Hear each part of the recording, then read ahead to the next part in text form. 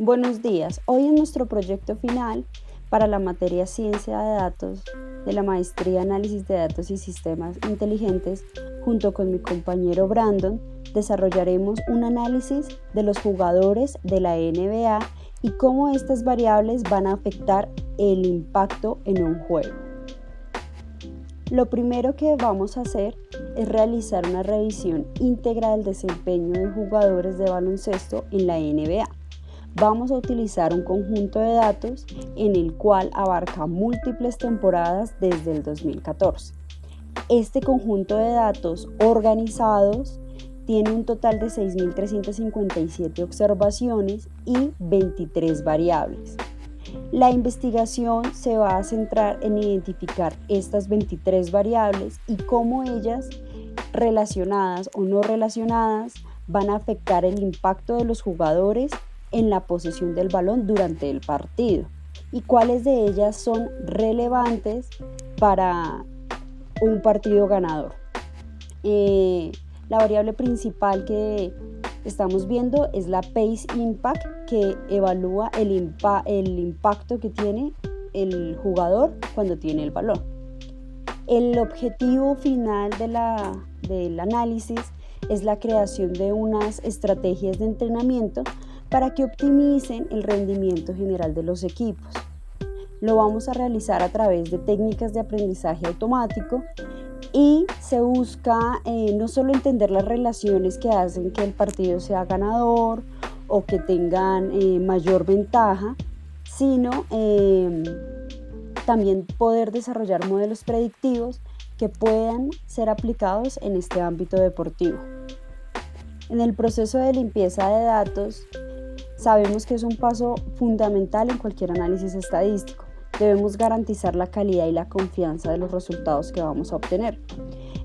Para este estudio principalmente identificamos dentro de las 23 variables que habían dos registros que venían con valores faltantes, los cuales se eliminaron y así minimizamos el impacto en el conjunto de datos. Por otro punto, detectamos algunos outliers, pero decidimos no eliminarlos, ya que estos datos eran generados por jugadores con muy pocos minutos o con posesiones en el balón, lo que podría ser muy relevante para este análisis. Y finalmente, se eliminaron las variables cualitativas, ya que no aportaban una información enfocada en el rendimiento del jugador, o nombres, años de campeonatos y equipos. Para este enfoque meticuloso en la limpieza de datos, permitimos asegurar que el análisis se basara en la información precisa y relevante, apoyándonos en las variables cuantitativas y así poder facilitar la interpretación de los resultados. En el análisis de las variables, realizamos la creación de dos modelos de regresión multinomial. La variable dependiente que escogimos es Pace Impact, que nos dice el impacto que tiene que el jugador tenga la posesión de la pelota. En el primer modelo incluimos exclusivamente las variables no correlacionadas y escaladas, y en el segundo modelo incorporamos todas las variables cuantitativas escaladas, tal como se puede evidenciar en los diagramas de dispersión que ya les va a explicar mi compañero Brandon. Excluimos aquellas que eran construcciones lineales, y este enfoque nos permitió observar cómo cada variable va a influir en el impacto del jugador en las posesiones del equipo. También las gráficas presentadas de dispersión, o como la matriz de correlaciones y las relaciones entre las variables, nos van a permitir visualizar las interacciones y la influencia de cada variable en el Pace Impact. Concluimos o tenemos un ejemplo muy claro de que en la mayoría de los minutos jugados y en las posesiones jugadas se encontraban un rango que indicaba un impacto moderado en el rendimiento del equipo. El impacto más alto era cuando tenían la posesión del balón y es allí donde podían hacer más jugadas ganadoras. Para el análisis de las variables se utilizó el método Lasso para la regularización de los modelos, y esto ayudó a determinar si el número de variables seleccionadas era el más adecuado y si el factor de penalización era apropiado. Se utilizaron dos modelos. En el primero se pudo revisar que las variables se encuentran poco correlacionadas entre sí. También las 5 variables resultan estadísticamente significativas, como por ejemplo un incremento que se notó en los puntos por encima del promedio cada 100 posiciones en ofensiva en la variable Raptor Box Offense. Podría reducir el impacto del jugador en la posesión del equipo en un 0.1 unidades. La lógica detrás de esto se debe a que aun cuando se preferiría tener a un jugador que aporte más puntos, el modelo indica que es de mayor impacto un jugador que defienda bajo los parámetros del cálculo de la métrica Raptor On-Off Defense, y el R cuadrado es de 0.022. Para el segundo modelo se encuentra que la mayoría de variables son estadísticamente significativas y el aumento de una unidad en las posiciones jugadas eran un aumento en el impacto del jugador sobre la posesión del equipo en más o menos en 6.57 unidades.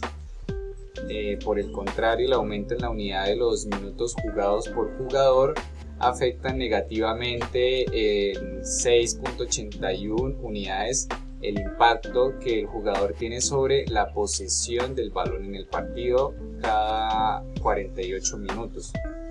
Entonces esto indica que no basta con que un jugador juegue muchos minutos, sino en realidad cuántas veces el equipo tiene el balón en sus manos o la posesión y cuál es el aporte cuando el equipo lo tiene. Una vez aplicados estos modelos para cada uno de los casos, se evalúan con estas curvas de validación cada modelo.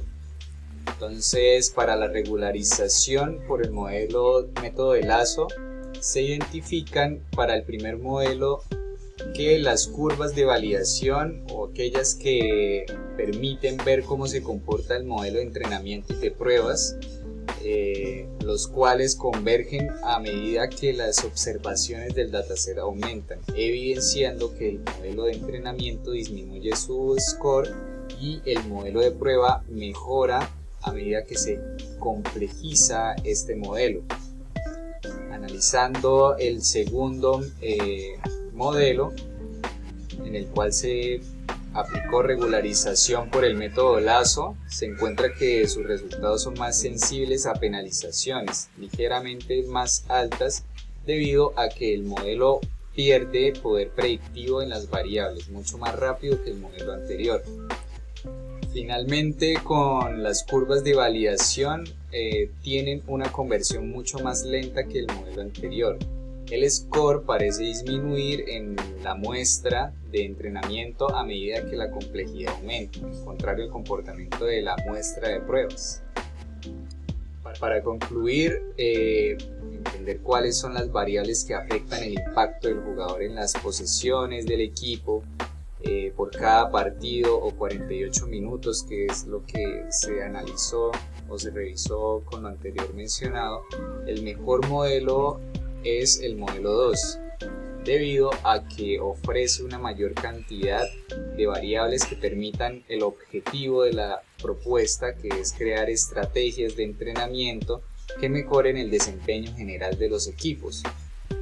Este modelo, con un mejor coeficiente de determinación o R cuadrado, y la independencia de sus errores es mayor. Encontrar escalas de medición robustas que permitan transformar la variable dependiente, que sería el Phase Impact, en variables categóricas, bimodal o multimodal, a miras de poder realizar clasificación de jugadores a partir de sus métodos individuales y obtener elementos propios de modelos binarios o logísticos. ¿sí? Como la curva ROC, matriz de confusión, entre otras.